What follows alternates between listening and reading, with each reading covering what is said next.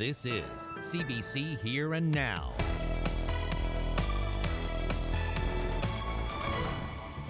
Small business economy is hurting, and it is the base of our economy.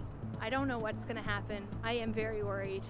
Tonight, 30,000 jobs lost last month in this province as businesses shut down because of the pandemic. Small business owners say their bills are piling up. We got dresses, we got suits. I don't want them to go to waste. We don't want them to go to waste, so we're going to use them.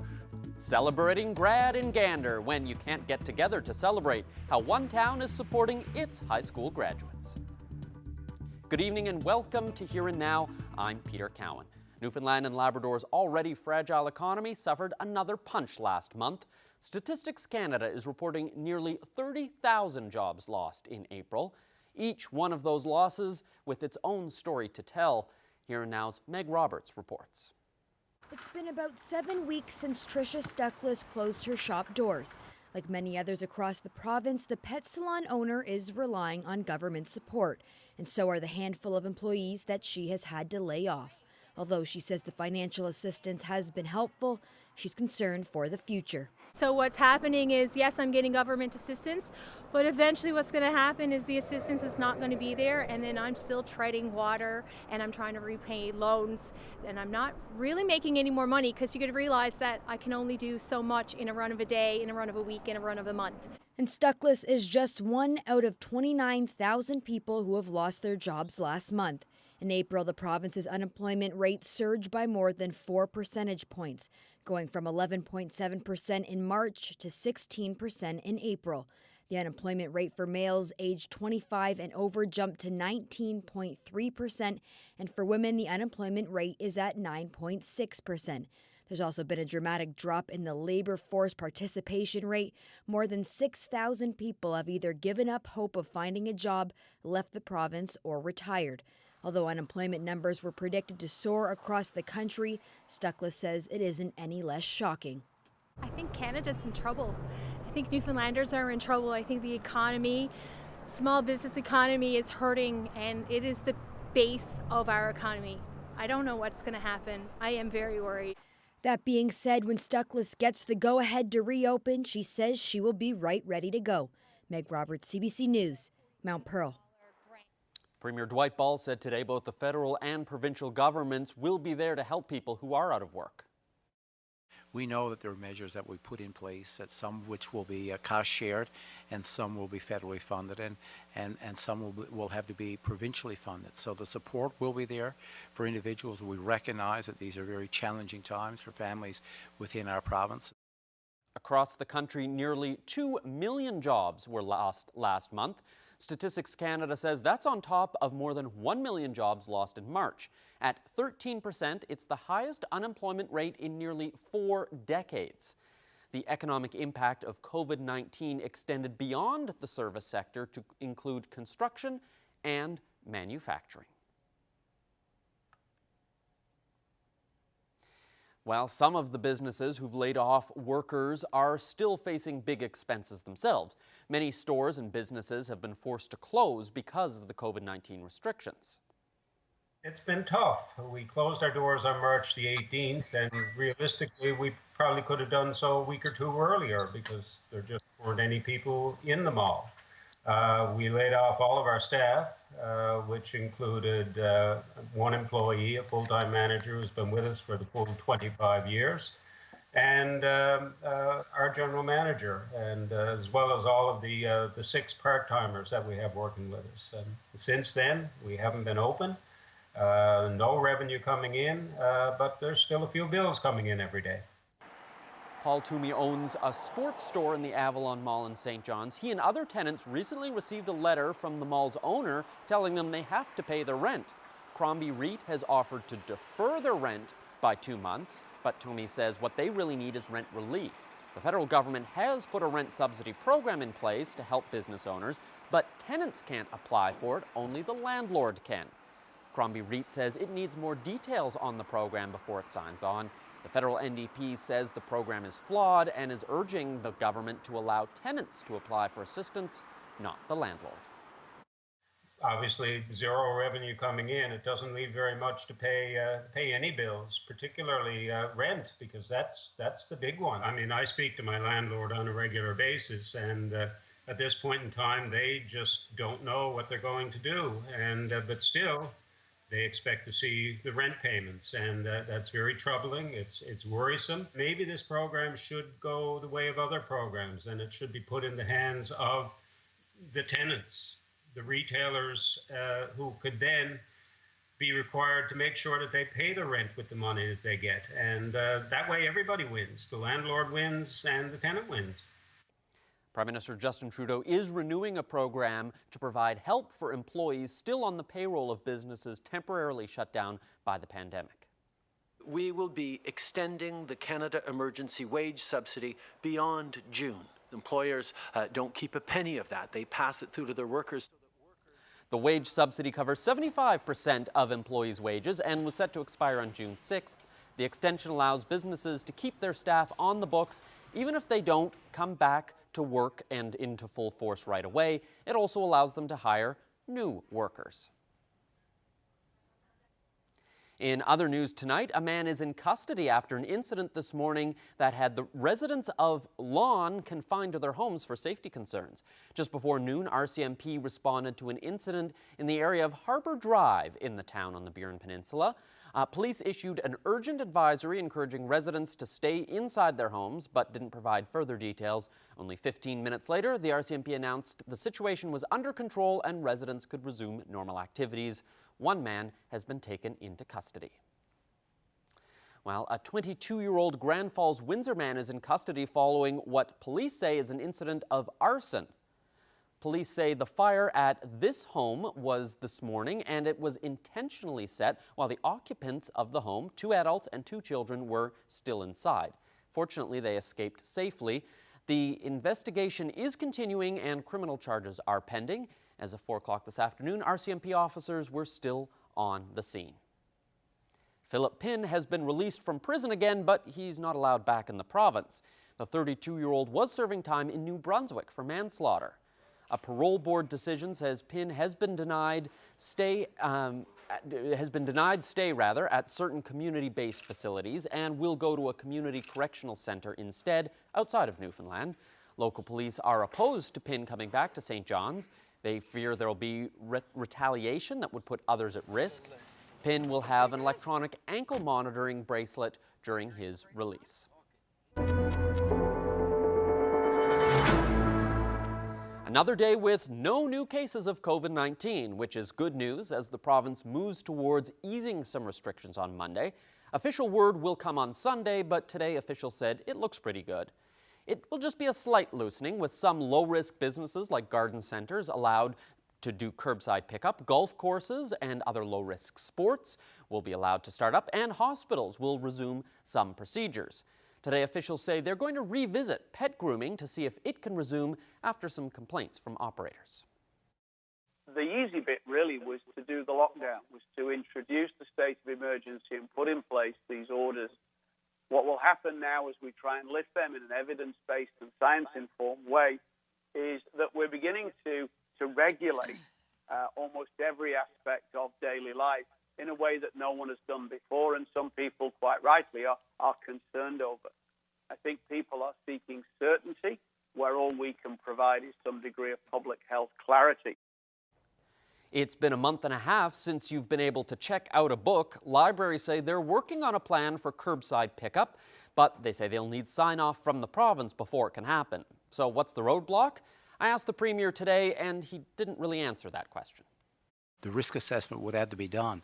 Thus, opening any particular business, whether it's privately owned, government owned, or community owned, or if it's not-for-profit, we must understand what the impact that would have on public health, and can they effectively provide that service on the public health measures that have been put in place. Well, if you have drink containers piling up, you'll be pleased to know that Green Depots will be set to resume some services. Starting Monday, you'll be able to make drop-offs, but only if you have an Express account, which can be created online. That means they won't be handing back cash, at least right away. Well, the Department of Transportation and Works is easing restrictions on provincial ferries, also starting Monday.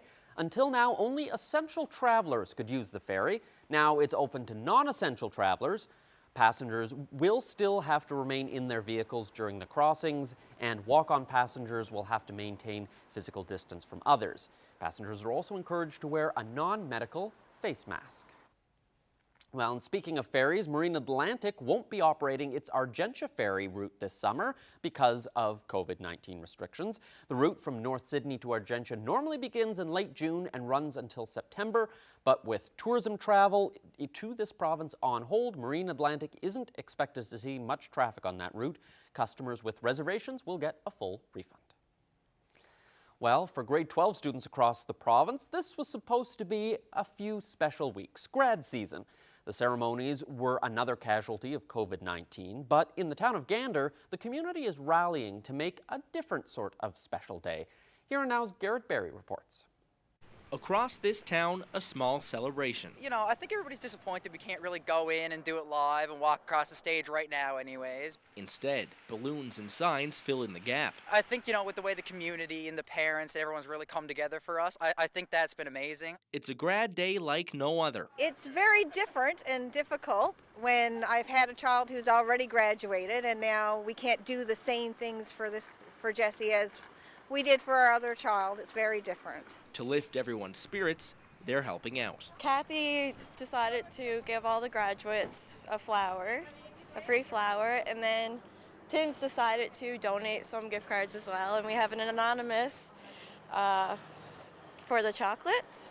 Organizers say there are enough prizes for every student, and even some big ticket items. From the businesses to the townsfolk decorating their homes, they've really created for us a virtual, social distanced COVID-19 grad 2020. For the committee, it's been just as busy and just as rewarding. We also want them to know that despite all those things that are happening in the world, that they still have the love and support of their community and their family, and that they will rise above that they're resilient kids. There's online videos, and every old school tradition isn't dead. Absolutely. I'm going to meet up with my friends. We're going to go to a parking lot, take a huge group picture, and chat and chill for hours. Our group of friends is really close, and honestly, the reason is we got dresses, we got suits. I don't want them to go to waste. We don't want them to go to waste, so we're going to use them. You can even still take a date. My grad date, we work at the same workplace, so we're going to park in front of our workplace, get out of our cars, get someone to take a picture of us, post on Instagram, whatever. That's what the grad date is nowadays. And while the students are thankful for this outpouring of support, there's also hope for a traditional ceremony, when that's allowed. Just the regular prom that you'd have, like your regular safe grad, and get to spend time with all the friends you grew up with. Garrett Berry, CBC News, Gander. Nice start to the day tomorrow. Then we've got some rain moving in, and Sunday, Mother's Day Sunday, looking like we can see some snow squalls develop in some places. I'll have all the details coming up.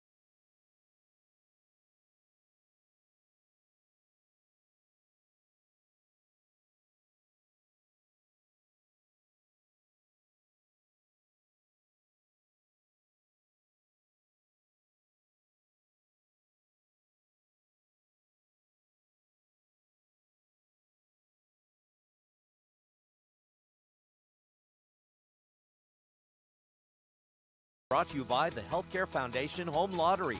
Bonus deadline is midnight Friday, May 15th. Order tickets now at hcfhomelottery.ca.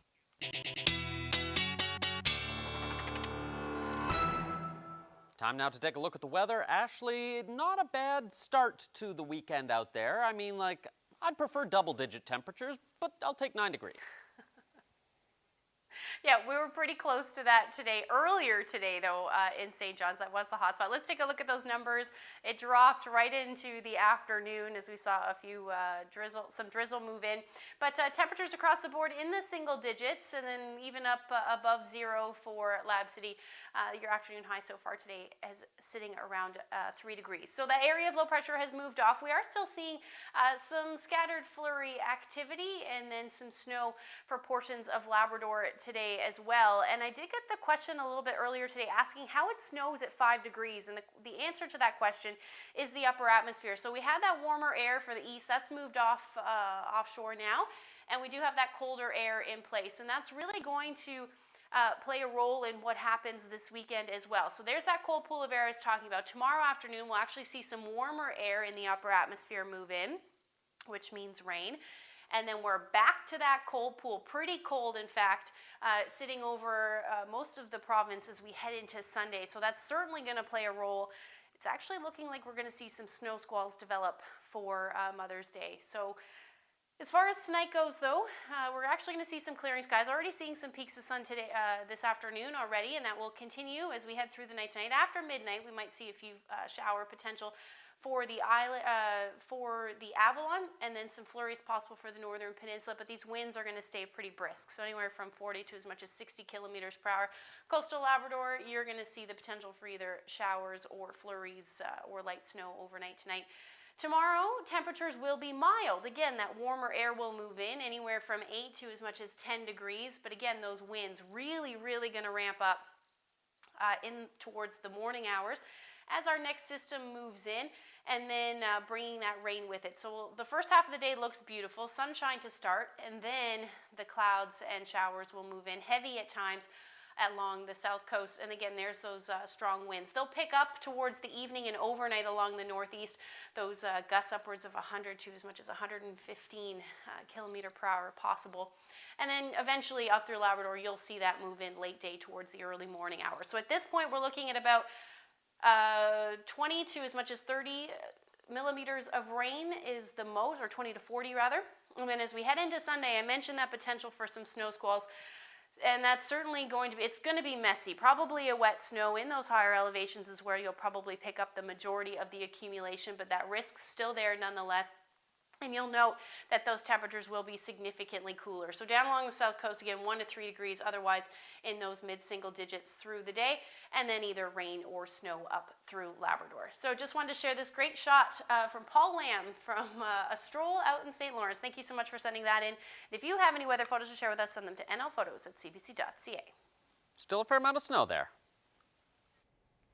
Well, some good news for Mother's Day. Long-term care homes are going to allow visits through the window at least, and they're also allowing gifts to be dropped off. Check with each facility, but flowers, cards, and clothing are allowed. Just avoid flowers that have strong scents. Perishable food is also not recommended. The Health Minister and Premier, as well as the Chief Medical Officer of Health, all recognized Mother's Day today.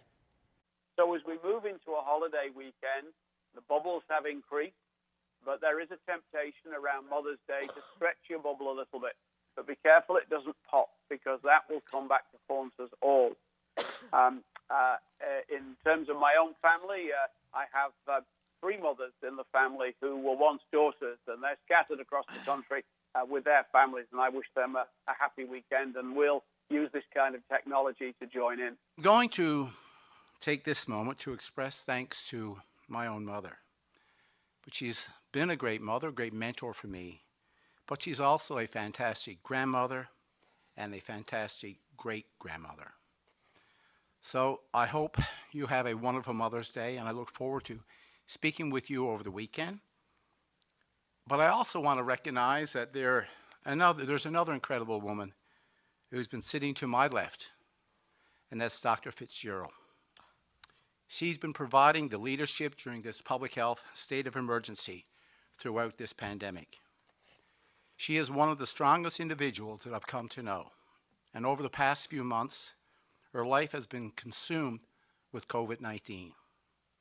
So it's in times like this that it takes her away from her family. So on behalf of all Newfoundlanders and Labradorians, I want to say thank you to Dr. Fitzgerald and to wish her a very happy and a healthy Mother's Day. In closing today, I'd like to take this opportunity to wish moms everywhere a very special Mother's Day, filled with love, peace, and appreciation for all that you do in your children and families. Thank you.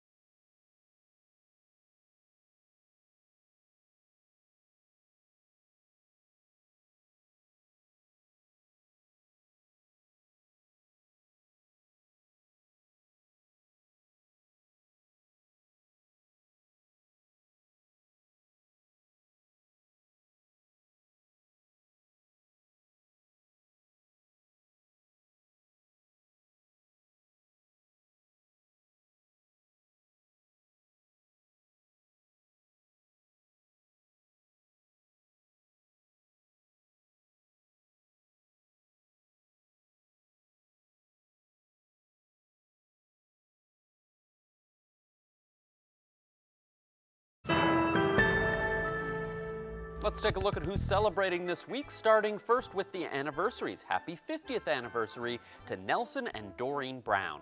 Happy 60th anniversary to Dave and Jean Sparks. Martin and Peggy Boland are celebrating their 50th anniversary. Happy 53rd anniversary to Mary and Herman Firmage of Wareham. Happy 54th anniversary to Gil and Tilly Young. Happy 57th to Eugene and Edith Toop. Happy 58th to Bride and Randy Bryant. Garfield and Catherine Lushman will celebrate their 56th anniversary. John and Marjorie Price are also celebrating their 56th. Happy 50th anniversary to Percy and Dorothy Gilbert. Happy 50th to Betty and Gordon Collins as well. Franny and Clarence Squibb are also celebrating their 50th anniversary, and happy 53rd anniversary to Harvey and Geneva Wiseman. Now taking a look at the birthdays, happy 97th birthday to Ella King, a 93rd birthday for Betty Freak, happy 100th birthday to Herb Tomlinson. Leslie Fudge is turning 93, happy birthday. Hedley Saunders is celebrating his 96th birthday. There's a happy 90th birthday going out to Florence Reynolds. Happy 94th to Harry Wareham. Ethel Hines is turning 100. Happy birthday to you. Happy 91st birthday to Annie Corrine. Louise Hillier is also turning 91. Happy birthday. Happy 96th birthday to Donald Jewer. Happy birthday to Joyce Corbin, who's 95 years old. Happy 90th going to Jean Abbott. And birthday greetings going out to Thelma Coates, who will be celebrating her 93rd tomorrow. Apologies there to Nelson and Doreen Bone, not Brown. Happy anniversary from Peter Cohen. Well, in other news, today marks the 75th anniversary of the surrender of Nazi Germany to Allied forces and the official end of the Second World War. Royal Air Force jets took to the air over central London as Britain commemorated an otherwise low-key VE Day. 9 red arrows flew in formation over the River Thames, painting the sky with red, white, and blue smoke, the colors of the Union Jack. All mass gatherings were, of course, called off, including a planned procession by veterans through London. Look at that formation flying. Well, the Snowbirds won't be visiting Newfoundland and Labrador as part of Operation Inspiration after all.